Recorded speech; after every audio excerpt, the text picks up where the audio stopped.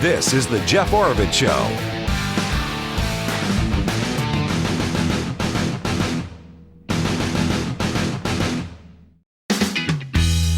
All right, welcome everyone. Jeff Oravits here. Happy to be here with you today, and I'm really happy to have back in the studio Senator Wendy Rogers. Senator, how you doing today? Hey, great to be with you. Been up here in Flag, just enjoying it so much to be home for the last many days. Enjoying the light breezes. Yes.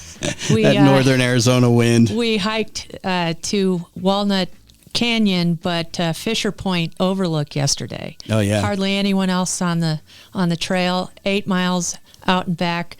Little sore today. Yeah, I bet. Well, they weren't there because they were all blown away from the windstorm that happened, So, no, it's good to have you back. I mean, you're kind of in a pivotal point when it comes to the legislative session. I mean, we're kind of in a pivotal point when it comes to everything going on in the state and the nation and the world. I mean, it just seems like I can't even keep up anymore. I don't know about you, but I can't even keep up with. It's like we have about an 8-hour news cycle now, and then things disappear, and then something more crazy comes along, and you're like, I never thought we'd have to deal with this. I never thought we'd have to. It's overwhelming, Wendy, in a huge way. Yes, I spent a lot of the weekend passing information on to my followers as to what was happening in the Middle East because of my defense background and operational background. I felt sort of an obligation to do that. So I spent a lot of time doing that Saturday, and then we will see what world events occur. Unfold over the next couple days, couple weeks even. And Senator Rogers obviously served for many, many years and flew. We've talked about this in the past. C-130 was C-141. C-141, okay, which sorry. are the predecessor to the C-17, which is now, of course, very heavily involved in the Middle East. Yeah, absolutely. All right. So Senator Rogers, let's start with this. I mean, just in general, has this been more of a legislative session of vetoes than even last year? Last year was like a record vetoes from Governor Katie Hobbs, Democrat, obviously. Is it more? Are we on track for more vetoes, you think, or is she pretty much playing along same kind of route as last year? I haven't really kept track. I'm very hopeful that she'll sign my bill, the squatter bill. She hasn't squashed it yet? It hasn't actually gotten its revote, as it were, on the Senate floor. And for you listeners, I think all of us know here in the country that the problem with squatters moving into an empty home, that is a real problem, and especially in Arizona and in Florida, where many people have two homes. And so Florida passed a law that has really good substance to it, has teeth in it, about 3 to 4 weeks ago. And I started running a bill for taking care of the squatter problem way back when, in the fall, actually, before we went into session, because an attorney friend sent me the concept and said this is an increasing problem. And so I had the experts put the language together, and it went through the Senate with actually Teresa Hatathli, my crosstown senator colleague from the Navajo Nation, who covers northern part of Flagstaff. She voted for it, and another Democrat. And then it went to the House and had a lot of Democrats vote for it. I think it was one vote shy of the emergency clause, which means that 2/3, which is 2/3, meaning it's immediately implementable. So that's, I think, over time it became higher in people's consciousness as to it being a problem. So then we did a big press conference on it just a few days ago. The thing we did at the House was a 6-page amendment that Representative Leo Biasucci put on there, which added a lot of the language from Florida. So we're not proud. We'll borrow language from other states. Florida was so good that it had a checklist in there for law enforcement. So everybody, really the essence of it is this. You go on vacation, you come back 3 weeks later, and there are squatters in your house. And you think, oh my gosh, Senator, well, I'll just call the police and kick them out. Well, it's not that easy sometimes. They can say that they have the right to be there, and depending on what municipality or what county sheriff you have, they may be reticent to kick them out. And then it goes to court. And then they're still staying there, ruining your place, costing you money to keep up utilities, believe it or not, and everything like that, wrecking your place while you're trying to kick them out.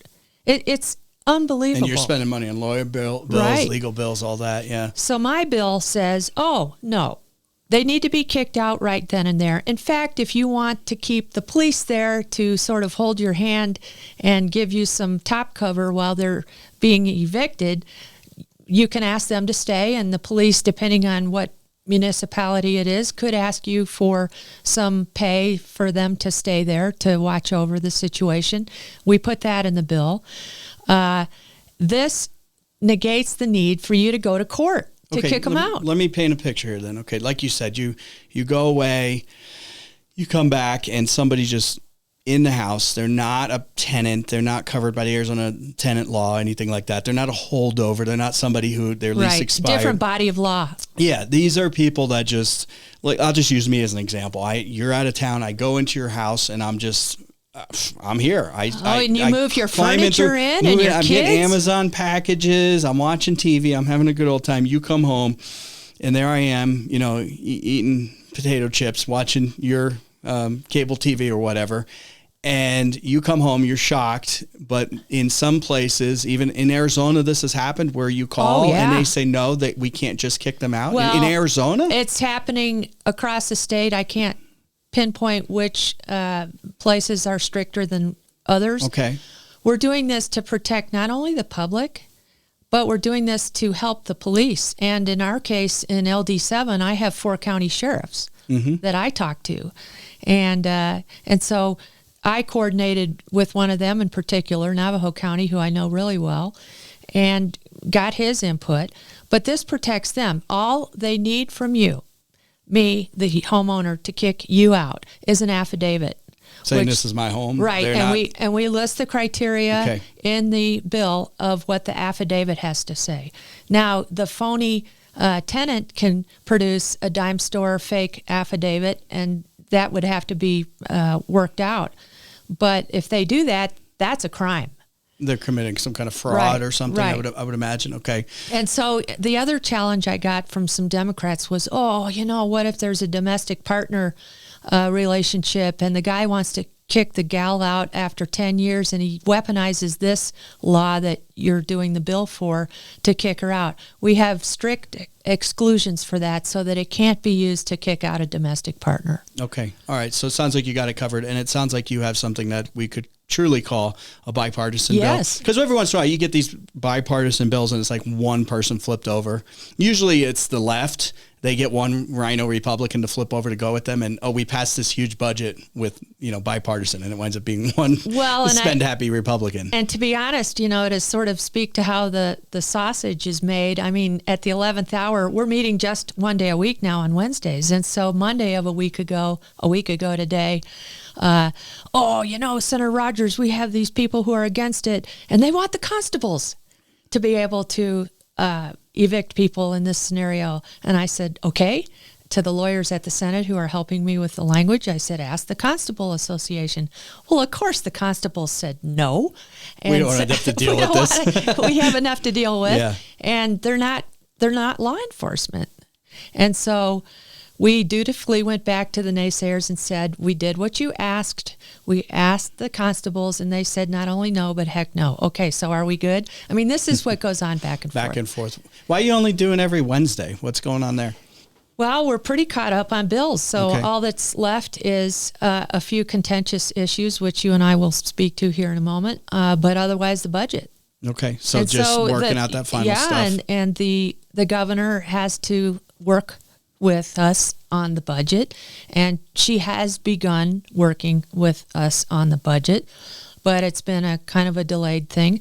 If you sort of look at the grand scheme of things, though, we're pretty on track for doing things in a timely manner. I mean, here we are the middle of April, and we're done. Yeah. Virtually, other than most the budget. bills are worked through, and there's maybe a few, like you just mentioned, that have amendments to do, or second reads or third reads or whatever. So, but most of the bulk of it's over, either vetoed, signed, or sitting on her desk. Way to her, or on the way to her. Okay.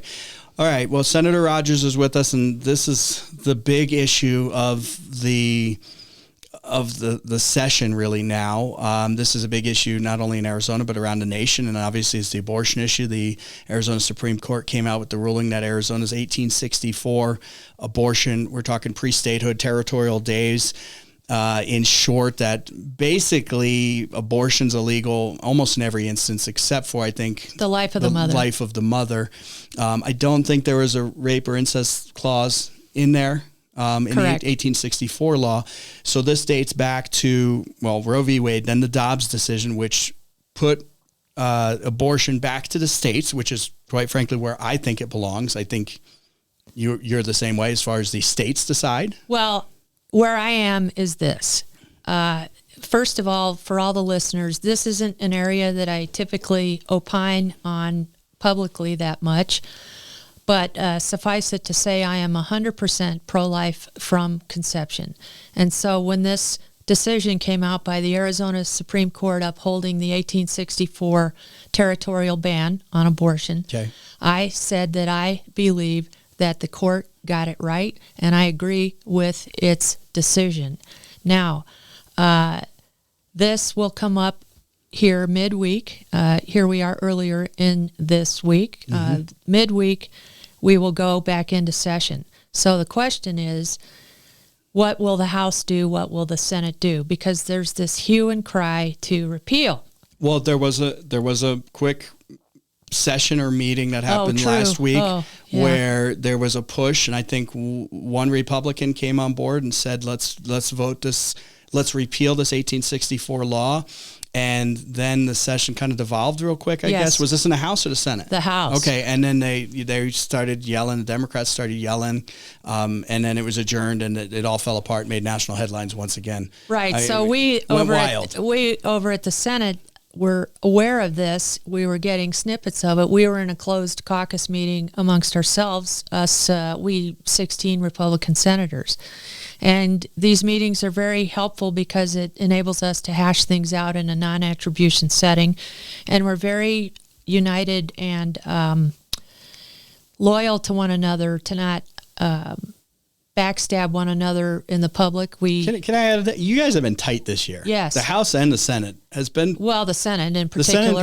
But even I can speak a lot of bills. But okay, you're in the Senate. Obviously, you guys have been tight in getting bills, and I have actually complimented you. I'll call you guys out when we got to be called out on the budget in the past. There's been issues, and we'll get to that. Right, but this session but you guys have been pretty tight to get bills through the process. And we're loyal to one another in terms of not speaking ill of one another outside the family. Yeah. And that, again, and I've said this many times, is attributable in large part to good leadership. And that's been our president, Senate President Warren Peterson, with whom I shared an office last cycle and for whom I have deep and abiding respect. Okay. He's not only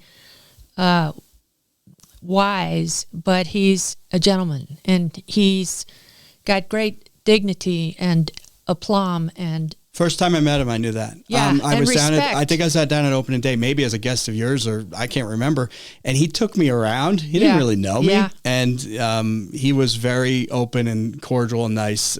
So I could tell his character right away. He has deep character. Yeah, and that's in short supply nowadays in politics. And consistency. Yeah. And I've been subject to many commanding officers over the years in my military role, and I know good leadership when I see it. And the big thing that he always says, and he reiterated it this past week when we met privately, he said, I want everyone in here to promise. I want you to promise me that you're not going to talk ill of one another outside this room. Do I have your promise? Okay. And we all looked at him and said, yes. I mean, that sounds sort of elementary and simplistic, but it's so important, because all you need is one person to go off the reservation. And then it's done. It's done. It's unraveled. So, okay, you think that this will come up? Obviously, it will come up. I was predicting this last week, a push to repeal the 1864 abortion ban, which I might add is not in place yet. There was a 2-week kind of stay. There could still be legal actions, though. I don't even know if it'll some hit. People interpret it to be 60 days, so I'm a little I've fuzzy seen that on too. that. I've seen Maricopa says they've got 45 days. I mean, I've seen all kinds of numbers, so we'll wait and see what happens. But there is a push to repeal this by the Democrats. I heard of at least one Republican. Obviously, you guys don't have a huge majority, one seat in each house, in the House and the Senate. So do you think it would have to come up in the House first? Or, yes, so okay, it talk would. about that. And by the time listeners hear this on your audio feed, on your radio show, it might have happened. So I'm speaking here a few days prior to what I'm hearing may happen, which is you could see up from 1 to 4 Republicans in the House go along with the Democrats to vote to repeal. The question is whether or not it would even be heard on the floor of the Senate. You have to sort of realize that the president of the Senate can decide not to hear a bill like he can decide not to hear any bill. And honestly, I mean, that happens a lot, and that's why we voted him in. That's why you don't see this multitude of bills hitting the floor necessarily, even if it passes, and would be heard on the floor of the Senate. It doesn't have to be. And so that's where sort of the wisdom and the taking in of all inputs occurs. And if you say, well, it's not fair to keep it from being heard on the floor, excuse me, no. We are voted in to do the will of the people. This is a constitutional republic. It's not a direct democracy. And so if in the best judgment of our body, who we then elected to be our Senate president, made that decision, then that's the decision. That's going to be a tough decision for Senator Peterson, because you saw the eruption that happened just last week. You saw the protests that happened around the state, around the country even. People were protesting the abortion issue, in particular the 1864 law. How do you think people are going to react, especially if the Senate decides not to hear it and not to bring a vote forward?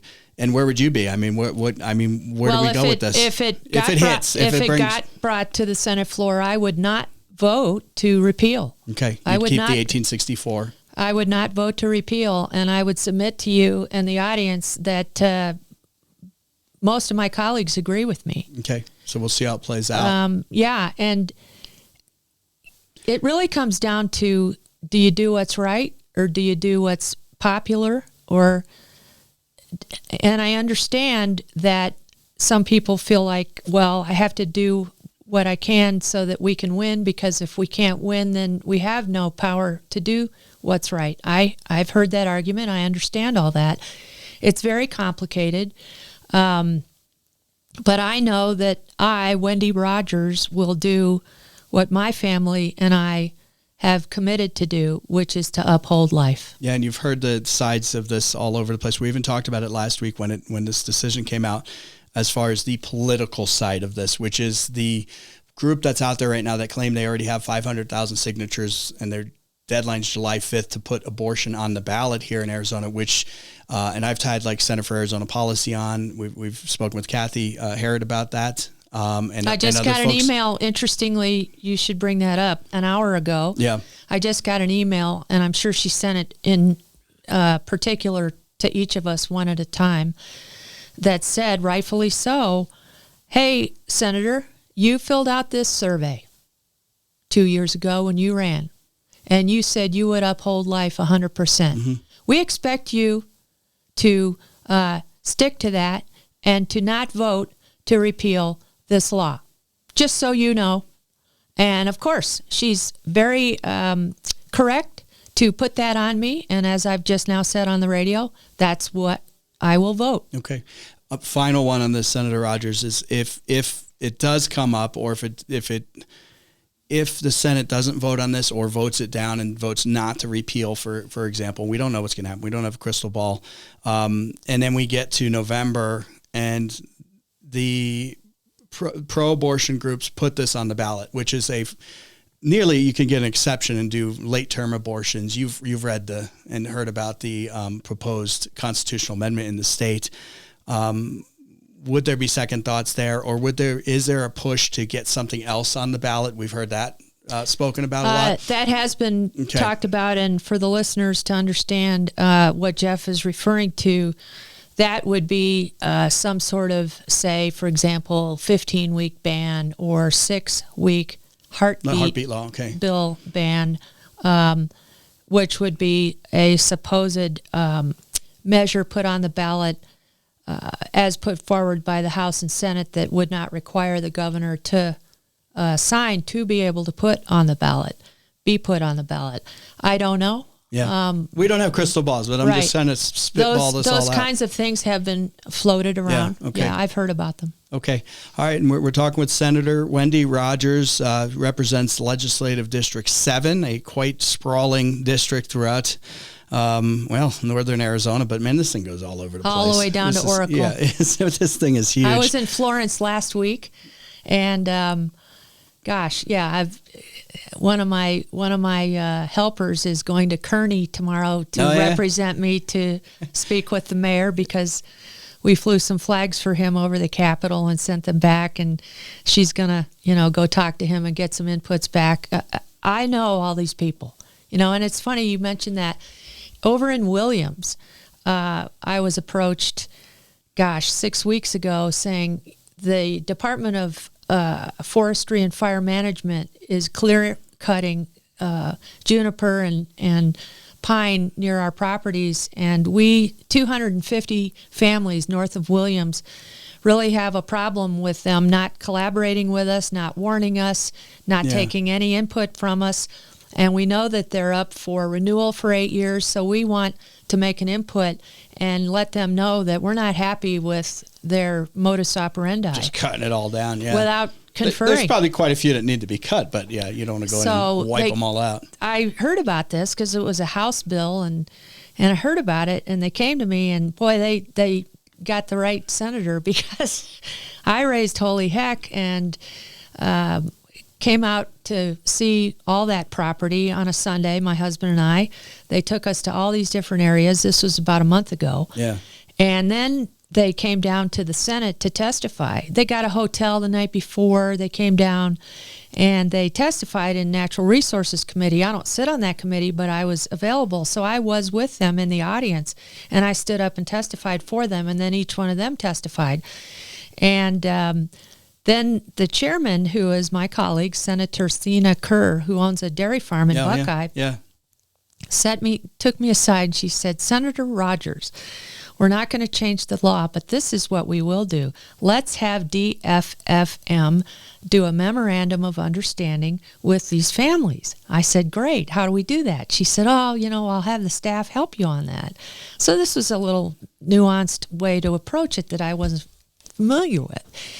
Anyway, long story short, we got the best MOU ever. It's 2 pages long, chapter and verse about all their projects, what they're going to confer with them on, what they've committed to. This took some arm twisting. I sat with them. They really weren't ready for someone pushy like me, but that's okay. You're not pushy. Nah. No one's ever said, well, this is what should happen. If you have, you're neighbor to this and you're abutting the national forest, they should be coming to you and say, "Hey, what do you think about this neighbor XYZ?" And people go through it. Jeff, people would wake up at 5 a.m, look out their living room window, and see chainsaw crews cutting down all this beautiful tree line and across the street, and they were just, "What do I do? Who do I go to?" So anyway, long story short, I'll be signing that MOU.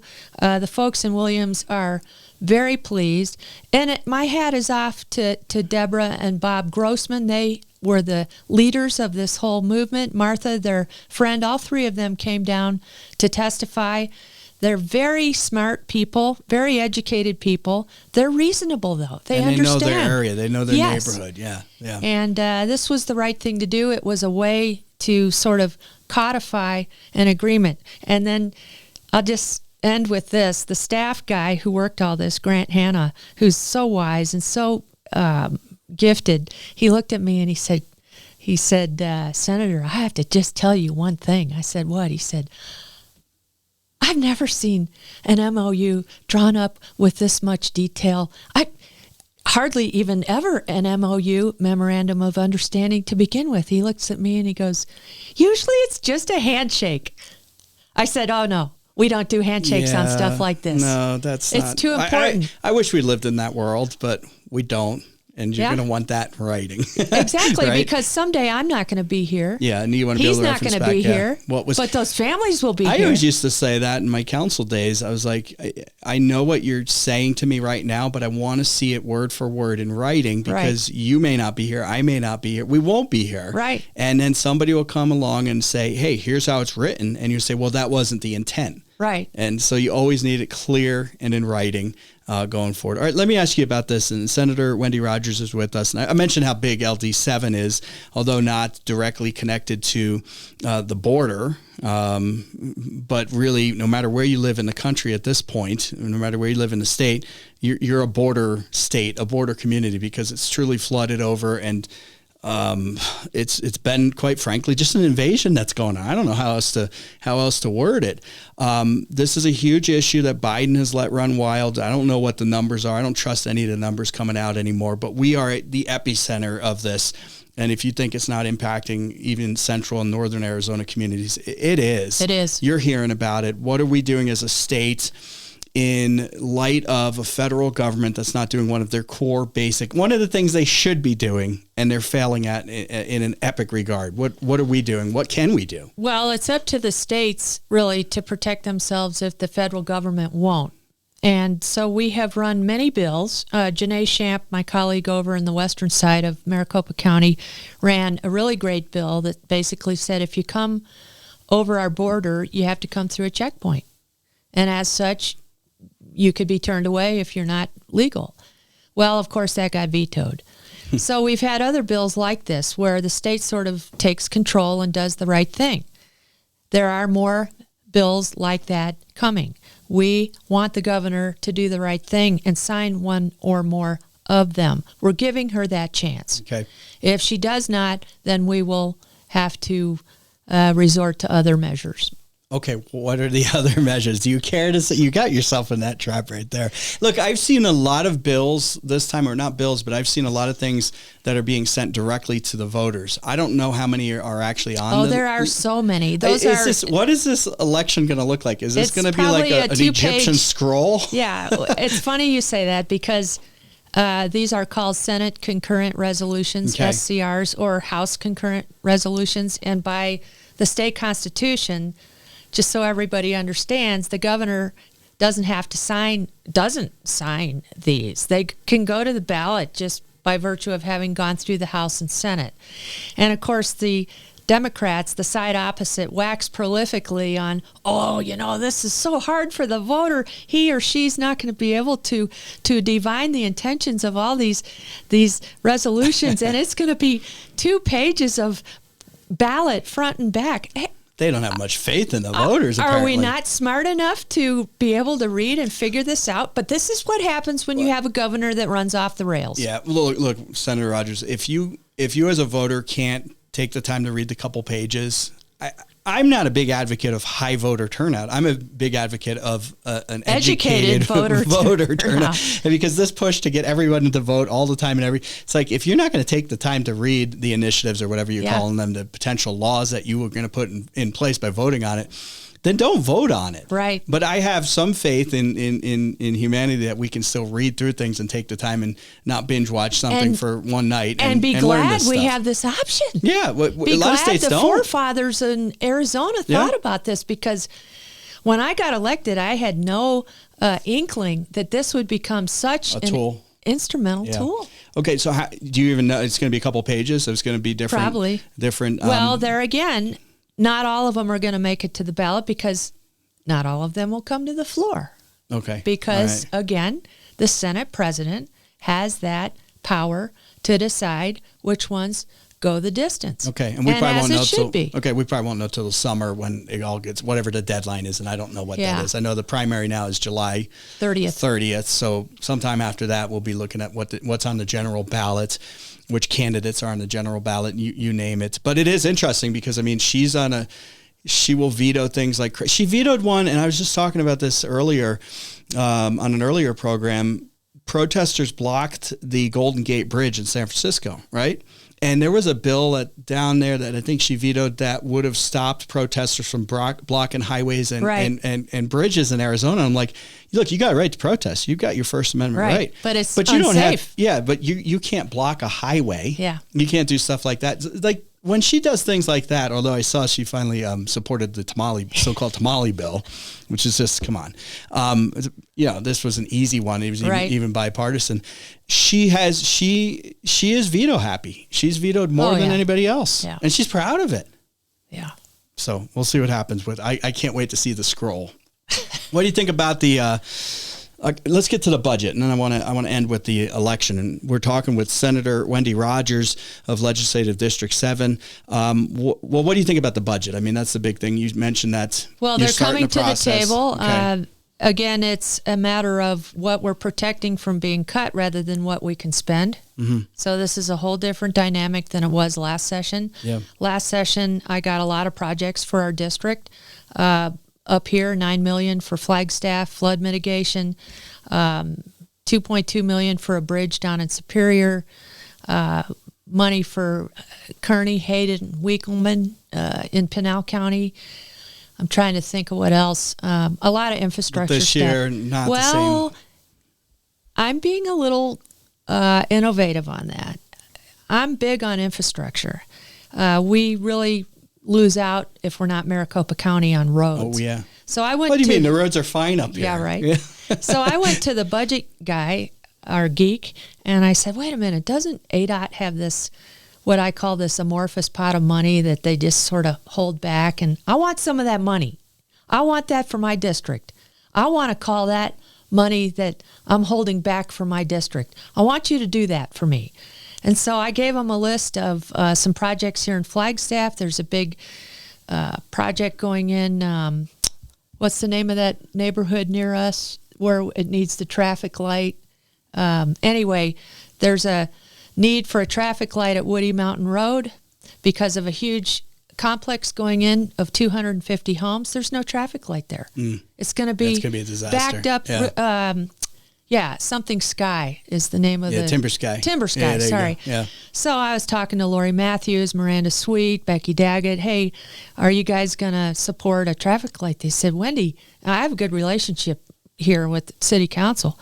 And they said, Wendy, we'd like to, but it's 2 years out with ADOT. And then they have to decide and all this. And I said, say no more. So I went to my budget geek.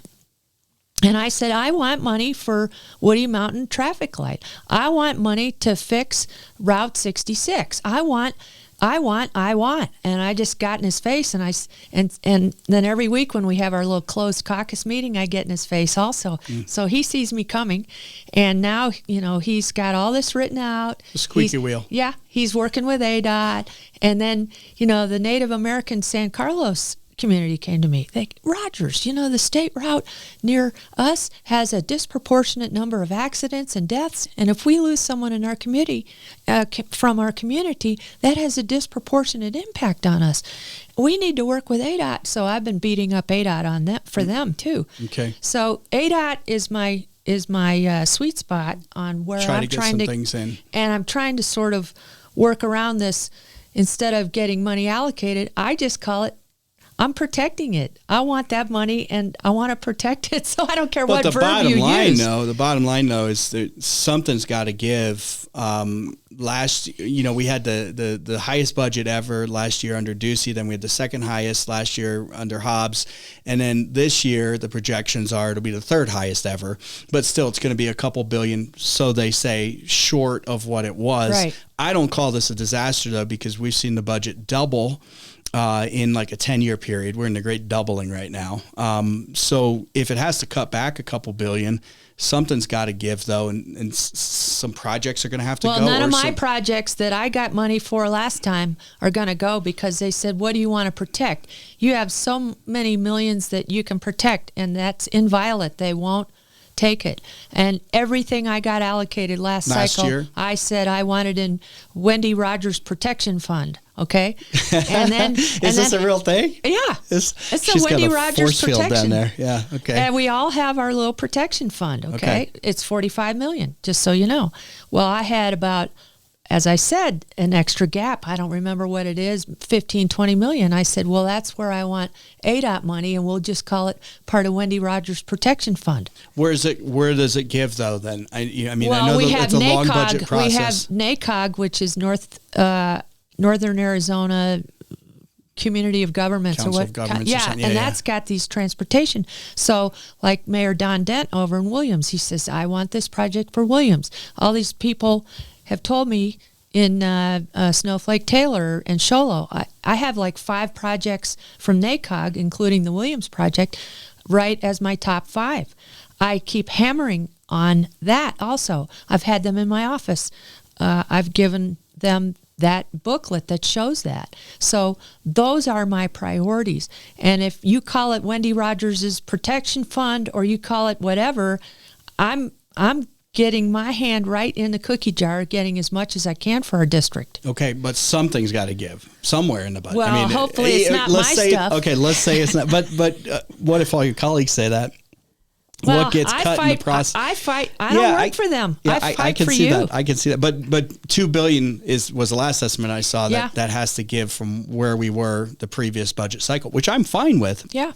But you haven't gotten wind of what the big items are as of yet, or is that still the negotiating? Yeah, they back say and forth? they go into the box. I think it's actually this padded room or something. They say they go into, and they go and they fight. And that, again, that's.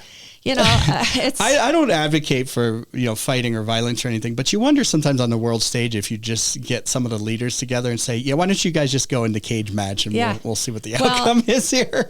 John Kavanaugh is my colleague from Scottsdale, and he's this white-haired New Yorker, ex-cop, real tall guy. He's been in the legislature since Christ was a corporal. I mean, I think 18 years or something he's been in. He's the head of appropriations. Okay. And he's great. And he knows what's worth fighting for and what's not. And again, Peterson, he assigned him to be the chair of appropriations. Best guy you could ever have. He's put us, each of us, on the chessboard in the most strategic positions. And real quick, back to the Department of Forest and Fire Management. Yeah. That's an agency that came up for renewal. It's up to us to renew these agencies. That's where we have the power, okay?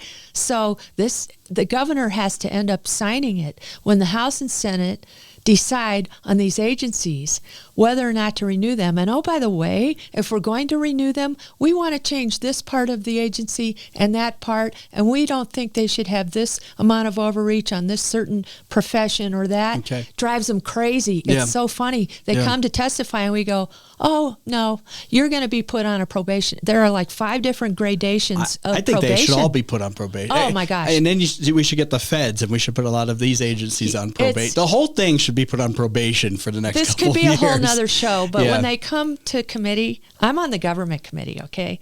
And when they come to committee and they act all pompous and oh, we're so great, and then they testify, and then we go, no, we already have it figured out. And I read the script because I'm the vice chair.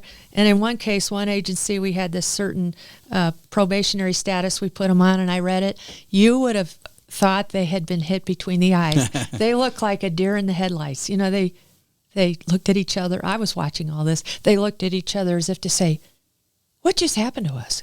Oh my gosh, we didn't expect this. We just thought it was going to be a cakewalk. And they walked out, and then all the emails out to their people were, oh my gosh, we might get discontinued. And then, of course, we get this flood of emails. Don't discontinue us. This is the most pivotal agency in the history of the world. And it's just a crack up because our legislature may only have a 1-vote majority, but we are very smart about what should be continued, and if so, how. All right, Senator Rogers, ending on this, it is obviously, we always say this, or people always say, somebody says this, the most pivotal election. It's the most, it is. It is, and I assume that one after this will be the most pivotal as well. But no, this one really is. This may be the only one. Yeah, this is like, I think we mentioned this earlier, so much is hitting us all at once from every angle. It's hard to even keep track of as to what people can focus on, what they can digest. That's why I think the news cycle is a couple hours long, and then another crazy thing happens. But the election's happening. LD7 is one of my hot races, target races, shall we call it, especially on the Republican side. You got a lot of Republicans running in the primary for the House. You have a challenger in the Senate side. Maybe. Okay. Well, okay. Give me that. You can't just tell me that and then... Are you gonna? Time will tell. Time will tell. Okay, we'll see then. But as of right now, there is 2 Republicans running for the Senate seat, and there's 6 people running in the House for LD7. That sounds about right. I think for you two have seats. For you two have, seats, you have Steve Slayton up in Navajo County from Show Low, who's the owner of the Trump store, who's running a very strong campaign. You also have people running from Payson. Snowflake.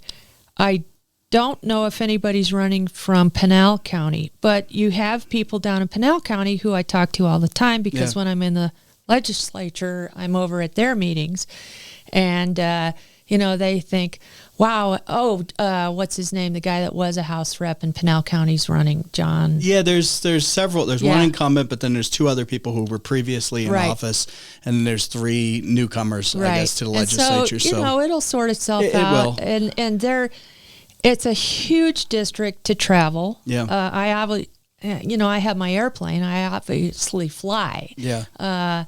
My plane's in the shop, but okay. But anyway, go ahead. Well, Orville Wiseman takes very good care of me, and I flew in Thursday, and I'll be flying back Tuesday of this week to be on the floor Wednesday. But I fly down to Pinal County. San Manuel is the southernmost little airport in our district. Williams is probably Sholo's the northernmost. My goal is to fly into every in the airport. District. Okay. Yeah, in the district. Good. But yeah, it's huge. And what's really interesting is how diverse it is in topography, but also in concerns like the Resolution Mine. They had a big, that's out of Superior. They had a big booth down at the Capitol on the day that all the mining people were there. Mm-hmm. The counties, Pinal County, I was the guest of honor in the 60th anniversary of Lost Dutchman Days Parade in Apache Junction. My 2 biggest cities, Apache Junction and Flagstaff. And Flagstaff, yeah. Talk and about very 2 different, very different, very different in the district. Well, what do you see coming? I mean, this will be decided most likely in the primary. The LD1 race is pretty heated as well. There's several people challenging on the Republican so side. Prescott, you have 3 people running for state Senate. For the Senate, yeah. You have the incumbent, Bennett, who sits right in front of me, Ken Bennett, who's been in politics since, 20 years or so in Arizona. You also have Mark Fincham, who's a friend of mine. Yeah. He's a dear friend of mine, actually, who ran for Secretary of State. He's running an exceptionally strong race. He has a national profile. President Trump endorsed me, and he did that, I think, 5 weeks ago. President endorsed me. I'm the only sitting legislator who's up for re-election who he endorsed.